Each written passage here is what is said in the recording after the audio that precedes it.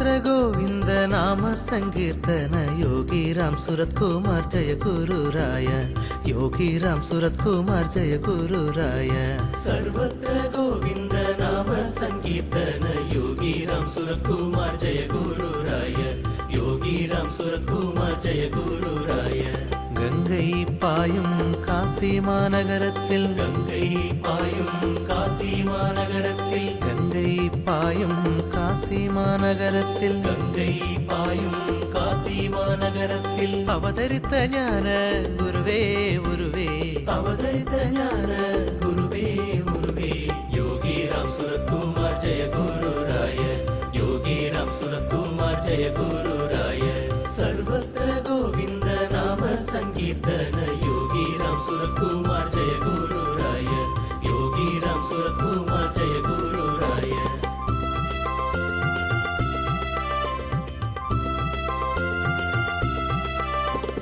உருகி பணியும் அன்பர்கள் முன்னாலே உருகி பணியும் அன்பர்கள் முன்னாலே உருகி பணியும் அன்பர்கள் முன்னாலே உருகி பணியும் அன்பர்கள் முன்னாலே உள்ளம் குளிர வாட்டியருள்வோனே உள்ளம் குளிர வாட்டியருள்வோனே யோகி ராம் सूरत कुमार जय गुरुराय योगी राम सूरत कुमार जय गुरुराय सर्वत्र गोविंद नाम संकीर्तन योगी राम सूरत कुमार जय गुरुराय योगी राम सूरत कुमार जय गुरुराय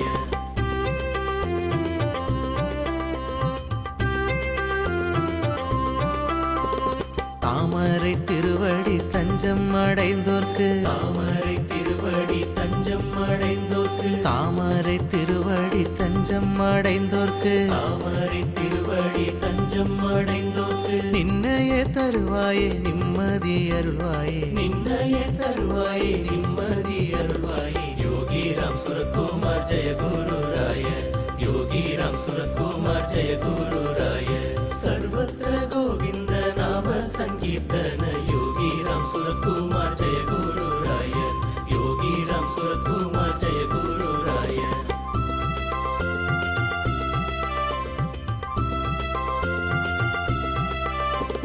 கூடல் மாநகரில் வாழ்வோர்கள் உள்ளத்தில் கூடல் மாநகரில் வாழ்வோர்கள் உள்ளத்தில் கூடல் மாநகரில் வாழ்வோர்கள் உள்ளத்தில் கூடல் மாநகரில் வாழ்வோர்கள் உள்ளத்தில் சொக்கநாதர் பெருமாளாய் காட்சியும் தந்தாய் சொக்கநாதர் பெருமாளாய் காட்சியும் தந்தாய் யோகி ராம் सूरत कुमार जय गुरुराय योगी राम सूरत कुमार जय गुरुराय सर्वत्र गोविंद नाम संकीर्तन योगी राम सूरत कुमार जय गुरुराय योगी राम सूरत कुमार जय गुरुराय योगी राम सूरत कुमार जय गुरुराय राम सूरत कुमार योगी राम सूरत कुमार योगी राम सूरत कुमार जय गुरुराय योगी राम सूरत कुमार योगी राम सूरत कुमार योगी राम सूरत कुमार जय गुरुराय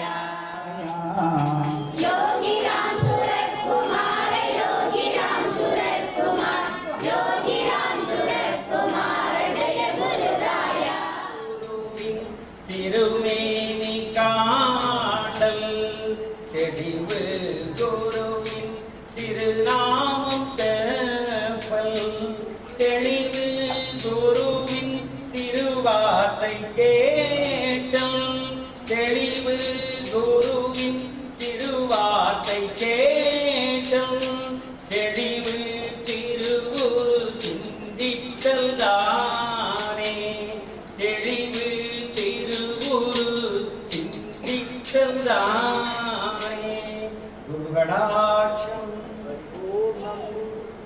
அன்பார்ந்த நண்பர்களே, முதல் பகுதியாக இந்த சுரத சப்தாகத்தினுடைய மகாத்மியம் என்பதை சொல்கிறது. இது பாகவத சம்பிரதாயத்தை அடியொற்றியே இந்த 7 நாள் நிகழ்ச்சியும் நடக்க இருக்கின்றது. முதலாக நம்மில் பலருக்கு சப்தாகமா என்கிற அனுபவம் இல்லாமல் இருக்கலாம். பல சப்தாகம் கேட்டிருக்கலாம். நம்முடைய இந்த தென்பாண்டி சீமையிலே அண்ணா கிருஷ்ண பிரேமியினுடைய சப்தாகத்தை கேட்காத அன்பர்களே அதிகம் இருக்க மாட்டோம். அடியே ஒரு 20 சப்தாகம் அண்ணா கிருஷ்ண பிரேமி அவருடைய சப்தாகத்தை முதல் வரிசையில் உட்கார்ந்து கண்களில் நீர் சோர கேட்ட அனுபவம் ஒரு 25-30 ஆண்டுகளாக அடியேனுக்கு உண்டு. அப்போதெல்லாம் எனக்கு நெஞ்சிலே ஒரு ஏக்கம் உண்டு. கண்ணனின் கதையை சொல்கின்றார்களே, நம் பகவானின் கதையை இப்படி சொல்லி கேட்டால் எவ்வளவு நன்றாக இருக்கும் என 90களிலேயே எனக்கு ஒரு மறைமுகமான பாகவத காதல் பகவான் மீது இருந்தது உண்டு. அதை ஒரு 25 ஆண்டுகள் கழிச்சுதான் பகவான் அது அடியேனே சொல்கின்ற ஒரு பாக்கியத்தை வழங்கி இருக்கின்றார்கள். இந்த பாகவத சப்தாகத்தை நம்ம கொஞ்சம் புரியும். பாகவதம்னா என்ன? ஸ்ரீமத் பாகவதம் பலர் கேள்விப்பட்டிருக்கிறோம். கண்ணனுடைய கதையை சொல்கின்ற நூல் தான் பாகவதம். நமக்கு 2 இதிகாசங்கள் உண்டு, ராமாயணம், மகாபாரதம். அதுக்கப்புறம் 18 புராணங்கள்லாம் பண்ணாங்க நம்முடைய இதுல, வேதங்கள், உபனிஷத்துக்கள். அதுக்கப்புறம் 2 இதிகாசங்கள் பண்ணாங்க. அதுக்கப்புறம் இதெல்லாம் கலியுகத்தினுடைய துவக்கம் வருகிறது. அப்போதும் நாரதருக்கு பெரிய மன கஷ்டம்.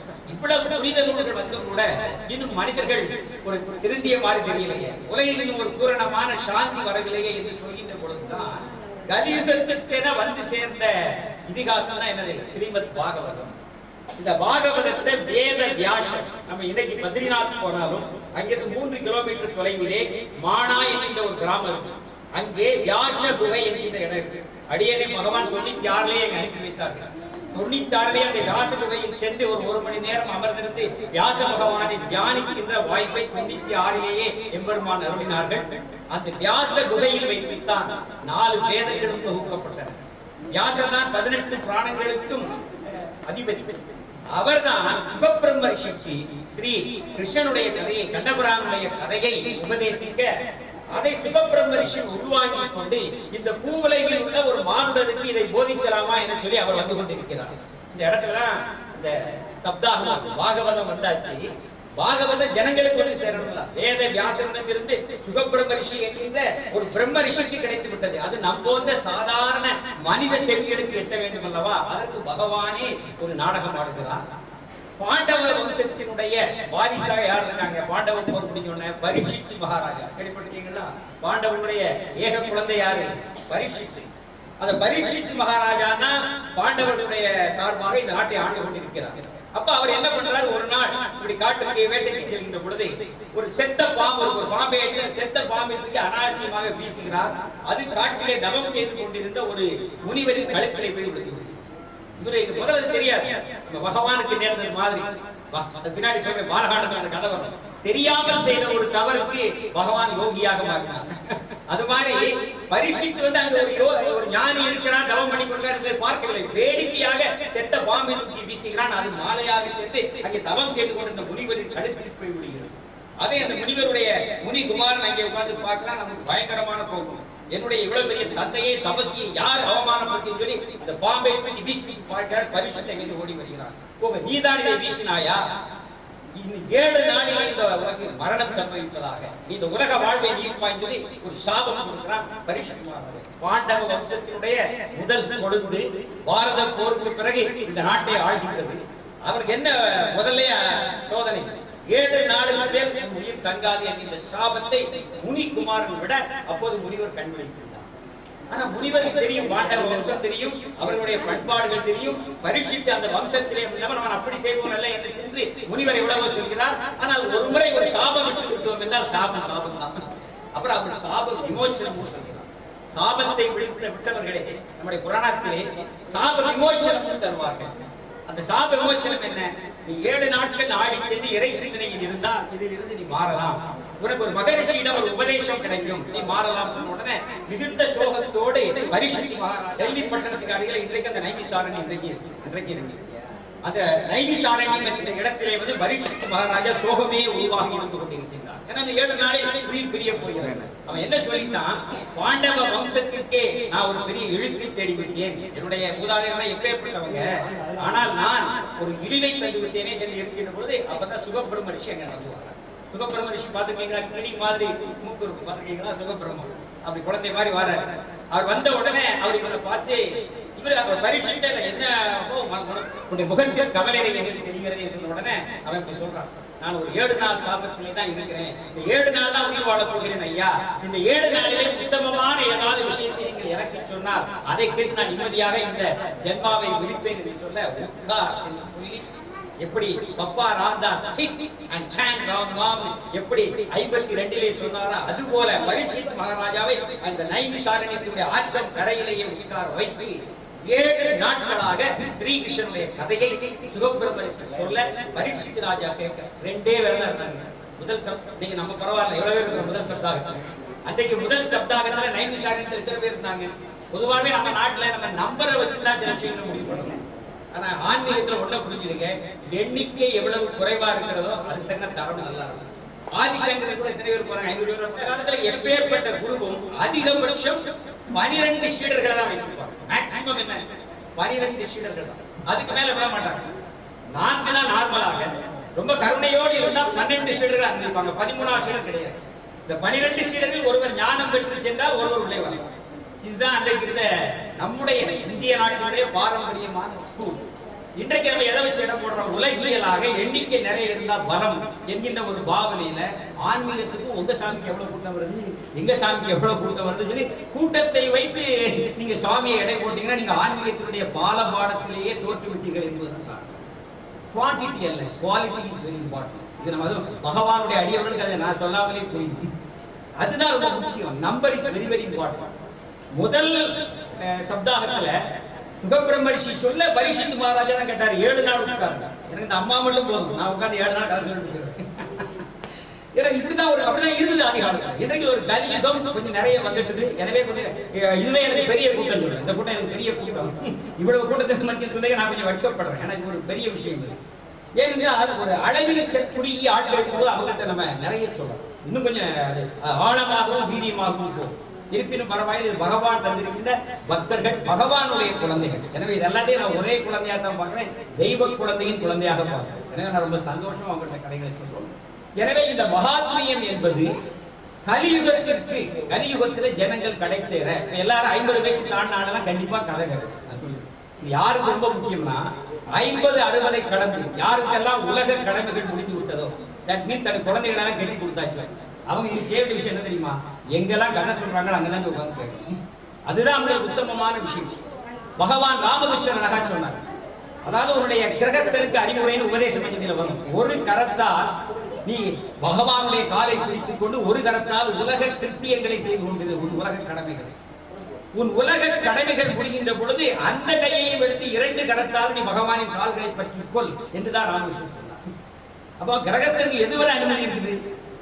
ஒரு கை பகவான் தான் இருக்கணும், ஒரு கை பகவானுடைய கால் தான் இருக்கணும், ஒரு கை எங்க இருக்கணும்? உலக கடமைகளை செய்து கொண்டு இருக்கணும். அது எப்ப இருக்கணும்? எப்ப அந்த கை எடுக்கலாங்கிற இதுல இருக்கணும். கண்டு பகவான் பாதத்துல இருக்கணும், கைதான் உலகத்துல இருக்கணும். எப்ப இருக்கணும்? யோகியனுடைய ஆட்கள் எப்படி இருக்கணும்? ஒரு கை பகவானின் பாதத்தை பிடித்திருக்க வேண்டும், ஒரு கை உலக கடமைகளை செய்து கொண்டிருக்க வேண்டும். அது என்ன பாவத்தில் இருக்கணும்? எப்ப சாமி சொல்றாரு இந்த கையை பட்டின எடுத்து 2 கையாலையும் பகவானுடைய பாதத்தை பிடிச்சிடணும். கிரகஸ்தருக்கு இந்த நாம சில தர்மங்களை சொல்றேன். இது உங்களுக்கு சுகமா இருக்குமா, உங்களுக்கு இனிப்பா இருக்குமாங்கிற விஷயம். தர்மத்தை உபதேசிக்க வேண்டியதான். இந்த இடத்துல வியாச பீடம் அடிய இடத்துல உட்கார்ந்து இருக்கிறேன்னா இது விசிறி சங்கரோ அல்ல. இது என்ன வியாச பீடம் இருந்தது. இந்த இடத்துல உட்கார்ந்து சத்தியங்களை தர்மங்களை மட்டும் தான் பேசணும். அதான் பேசணும். அதைத்தான் சுவாமி பேச வைப்பார். எனவே சில இந்த உபதேசத்தினோட நமக்கு வேண்டிய சில அற்புதமான விஷயங்களை பகவான் தர பகவானின் கதையோடு என்ன உங்களுக்கு கலந்து கொடுக்க போறாருன்னா, மனித வாழ்க்கையில் அன்றாட நாம கடைபிடிக்க வேண்டிய சில விஷயங்களை உணர்த்துவதற்காகத்தான் பகவான் இந்த கதையை சொல்றார். தன்னுடைய கதையின் மூலமாக, தன்னுடைய வாழ்க்கையின் மூலமாக யோகி தன்னுடைய குழந்தைகள் எப்படி வாழ வேண்டும் என விரும்புகிறாரோ அந்த விஷயங்களை தருவதற்காகத்தான் இது ஒரு 7 நாள் சப்தாகத்தை பகவான் அருளி இருக்கிறார் என்று என்னுடைய ஒரு பணிவான துணை. அப்படி இருக்கும் பொழுது தன்னுடைய உலக கடமைகள் முடிந்தவர்கள் இதுல கவனம் செலுத்தணும். ஏன்னா கலியுகத்துல இந்த வாழ்க்கைங்கிற மட்டும் இந்த சம்சார சாகரங்கிறதுக்கு எண்டே கிடையாது. நீனா அதை முடிச்சுக்கிட்டாதான் முடியும். நான் இதெல்லாம் முடிச்சுட்டு வரேங்கன்னா நீங்க அலை ஓயவும் போவது, நீங்க தலை முழுகவும் முடியாது. திருச்செந்தூர் கோயில ஸ்நானம் பண்ணா அன்னைக்கே பண்ணிருக்கேன். அலை கொஞ்சம் குறைஞ்ச பிறகு நீ திருச்செந்தூர்ல கடந்து பண்ணலாங்கன்னா இந்த ஜென்மத்துல முக முடியாது. அதான் சொல்றாங்க, அலை இன்னைக்கு ஓய போது நம்ம என்னைக்கு போக போறோம். நம்மளா ஒரு இடத்துல முடிவு பண்ணணும். நம்முடைய வாழ்க்கையுடைய உலகியல் விஷயங்கள் போதும், இனி நான் பரிபூரணமாக பகவானுக்கான பணியில் என்னை சரணாகதிப்படுகிறேன் என்கின்ற விஷயம் என்று வருகிறதோ அன்றுதான் நம்முடைய இயல்பான வாழ்க்கையுடைய 2வது பார்ட் ஆகும். அதுதான் பகவான் தான் நடக்கிறார், எல்லாரும் நடக்கிறார். அப்ப இந்த பாகவதம் என்ன சொல்லுது? அந்த மாதிரி நிலையில் இருப்பவர்களுக்கு 2வது சாபத்தினார் சில வினை பயன்களால் குடிச்சிட்டு சில நான் இது சொல்றேன். பரிசுக்கு அவ்வளவு வயசு ஆகல, ஆனா என்ன பண்ணிட்டான்? ஒரு பெரிய சாபத்துக்கு உள்ளாகி இருக்கிறான். இதுவரை எத்தனையோ குடும்பங்கள் 1000 கவலைகள் பிரச்சனைகள் இருக்கான். இதெல்லாம் என்ன? பூர்வ ஜென்மத்தினுடைய வினை பயன். இந்த பூர்வ ஜென்மத்தினுடைய வினை பயனை எதை வைத்து ஓட்டலாம்? இது போன்ற கண்ணனின் கதையை, இது போன்ற மகாத்மாக்களின் கதையை ஒரு சப்தாமாக உட்கார்ந்து உங்கள் இடத்தில் சொல்ல வைத்தாலோ, அதை நீங்கள் கேட்டாலோ, உங்கள் இல்லத்தில் இருக்கின்ற வினை பயன்கள் ஓடும். வினை பயனை கரைக்கும். இது இதெல்லாம் பாகவத மகாத்மியத்தில் வருது. அவ்வளவு சுவாமிக்கு பொருந்தும். இது அவ்வளவு பின்னாடி கதை முழுக்க சொல்றது. இது முழுக்க எப்படி பகவானுக்கு பொருந்ததுங்கிறது தான் இந்த கதையை. அப்போ வினை பயன்கள் ஓடுவதற்கும், வாழ்வில் தன் கடமைகளை முடிந்தவர்கள் ஒரு ஆன்மீகமாக தன் வாழ்க்கையை முழுமையாக அர்ப்பணிப்பதற்கும் ஒரு துவக்கமாகத்தான் இந்த சப்தாகம் திகழ வேண்டும். சப்தாகத்தினுடைய பலன் அதுவாகத்தான். இந்த கதை கேட்டு முடிந்தவர்கள் அதை நோக்கி நடக்கின்ற ஒரு பயணத்தை துவங்குவதாக இந்த சப்தாகம் இருக்கிறது. சப்தாகத்தினுடைய மகாத்மியம் என்ன? இது சத் சங்கம், சாது சங்கம். ஒரு ஞானியை பற்றி நீங்க கேட்டாலோ பேசினாலோ அது அந்த ஞானியோடு தொடர்பு. அதான் இந்த பகவானுடைய வரி எடுத்து, பகவானை பற்றி யார் பேசுகிறார்களோ, அவரை பற்றி நினைவு கூறுகிறார்களோ, அந்த இடத்தில் என் தந்தை உட்கார்ந்து செவி கொடுப்பார் என பகவான் சொல்கிறார். இந்த இடத்துல யார் இருப்பாங்க? ராமராமா சொல்ற இடத்துல ஹனுமான் உட்கார்ந்து கேட்பார். ராமாயணம் சொல்ற எல்லா இடத்திலையும் சாட்சாத் ஹனுமான் உட்கார்ந்து கேட்பார். அதுபோல பாகவதம் சொல்கின்ற இடத்தில் கண்ணன் உட்கார்ந்து கேட்பார்.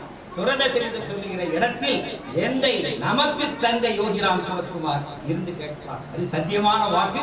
அது கஜராஜனுடைய புத்தகத்திலே 90 பொன்மொழிகளிலே 15வது பொன்மொழியாக வந்திருக்கு. அதைத்தான் இங்கே எடுத்து போட்டிருக்கிறேன்.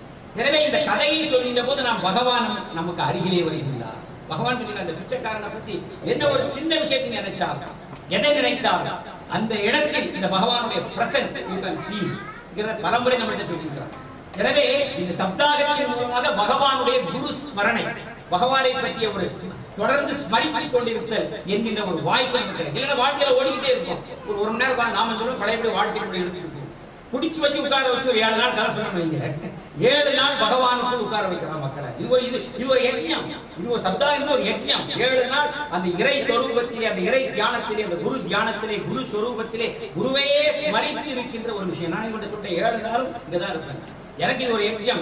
எங்கே நகர மாட்டேன். 7 நாள் இங்கதான் வாழ்க்கை. இது வெளியே எதுவுமே கிடையாது. இந்த 7 நாள் முழுக்க இந்த லைஃப் யோகிராம். எல்லா நாளும் அவளுக்கு தான். இது சிறப்பாக இந்த 7 நாள் யோகிராம் சுரத்குமார் அங்கின்ற பாவத்தோடு தான் இந்த சப்தாகத்தை நடத்துகின்றோம். இந்த சப்தாகத்தினுடைய ஒரு துவக்கமாக இந்த மகாத்மா நம்ம சொல்லாமலே தெரியும். பகவான் இருந்த காலத்திலே எங்கெங்கெல்லாம் பகவானுடைய நாமம் ஒலித்ததோ அங்கெல்லாம் பகவானுடைய அனுக்கிரகம் வந்தது என்று அன்றாடம் பார்க்கின்றோம். பகவானை பார்க்காத பக்தர்களுக்கு கூட இன்றைக்கு அவர் ஒரு பட்டாம்பூச்சி வடிவத்திலே பல வடிவங்களிலே இருந்து நான் இருக்கிறேன் என்பதை ஒவ்வொரு கணமும் உணர்த்திக் கொண்டிருக்கிறார். நமக்கு வாய்த்த பகவான் அப்படிப்பட்டவர். இன்றைக்கும் நான் இருக்கிறேன் என்று சந்தேகம் புத்திக்கு அப்பப்போ வந்து சாட்சி சொல்லிட்டு போறார். நான் எங்கேயும் போறேன், இங்கதான் இருக்கேன், அடிக்கடி சாமி சொல்லியிருக்கார். சாமி இருக்கும்போது ஒரு வீடு சொன்னார், don't limit this beggar with this physical frame, he is everywhere. பலமுறை நாங்கள் பகவான் கிட்டே சென்று அவருடைய உருவத்திற்காக கண்ணீர் சிந்தியும் போது don't limit this beggar with this physical frame. இந்த வெளி உடம்போடு இந்த பிச்சைக்காரனை நிறுத்தி விடாது, இவர் இதை கடந்து இருக்கிறான். அப்பவே சொல்லிட்டாரு, நான் இந்த உடம்போடு இல்லடா, இந்த உடம்பு ஒரு நாள் விடத்தான் போறேன், எங்கும் சர்வ ரூபியாக சர்வ வியாதியாக நான் இருப்பேன் என்பதை அன்றைக்கே அவர் உணர்த்தி விட்டார். என்றைக்கே அதான் இந்த பிச்சைக்காரன் ஒரு நாமத்தை விட்டு செல்கிறான். பிச்சைக்காரன் என்ன விட்டு போறான்? அவனுடைய நாமத்தை விட்டு செல்கிறான். அவனை விட அந்த நாமம் உயர்ந்தது. இப்ப அந்த நாமம் தான் வழி நடத்துகிற காரியங்கள் எல்லாம் எது செய்யுது? யோகி ராம் சுரத்குமார் என்கின்ற மந்திர நாமம் தான் இப்ப நடந்துக்கிற எல்லா விஷயங்களும். சமாதி அடைஞ்சு இத்தனை நாள் கழிச்சு அவருக்கு சப்தாகம். அப்ப அவருடைய நாமம் எவ்வளவு பவர்ஃபுல் பாருங்க. ஒரு ஞானியின் சமாதியில அவருடைய தேஜஸ் பெருசா. எல்லா ஞானிகள் எடுத்து பார்த்தாங்க. ரமண மகரிஷி அவர் வாழ்ந்த காலத்தை விட சமாதிக்கு பிறகு அவருடைய வீகம் பெருசா வளர்ந்துச்சு. அதே மாதிரி பகவானுடைய விஷயங்கள் இன்னும் பல மடங்காக வர இருக்கிறது, இன்னும் வர இருக்கிறது. இது ஒரு துவக்கம். அப்ப பகவான் தொடர்ந்து தன் நாமத்தின் வழியாக தன் தந்தையின் பணியை செய்கிறார் என்பதற்கு ஒரு அடையாளம் தான் இந்த சப்தாகம் என்பதை சொல்லி, அதுவே இந்த சுரத சப்தாகத்தின் மகாத்மியம் என சொல்லி ஒரு அற்புதமான முதல் பாடலை வழங்குமாறு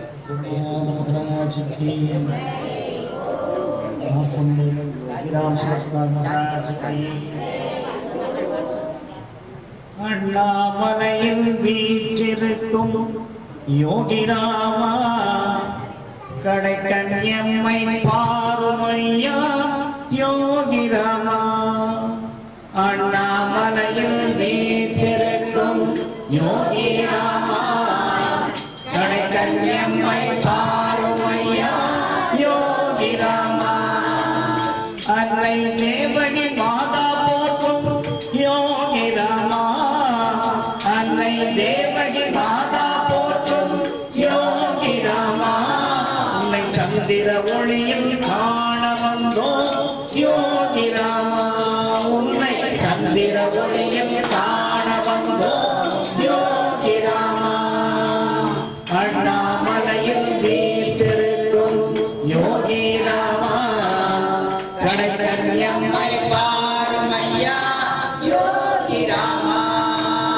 சொத்தும் சுகமும் வேண்டவில்லை யோகி ராமா சொத்தும் சுகமும் வேண்டவில்லை யோகி ராமா தன் நாமம் ஒன்றே போதும் ஐயா யோகி ராமா உந்தன் நாமம் ஒன்றே போதும் ஐயா யோகி ராமா இஷ்டம் போலே ஆடி பாடி யோகி ராமா இஷ்டம் போலே ஆடி பாடி யோகி ராமா யோகி ராம் சுரகுமார் என்றழைப்போம் நாங்கள் யோகி ராம் சுரகுமார் என்றழைப்போம் அண்ணாமலையில் வீற்றிருக்கும் யோகி ராமா கிடைக்கும் எம்மை மாறுமையா யோகி ராமா நெஞ்சில் உன்முகம் மலரும் போது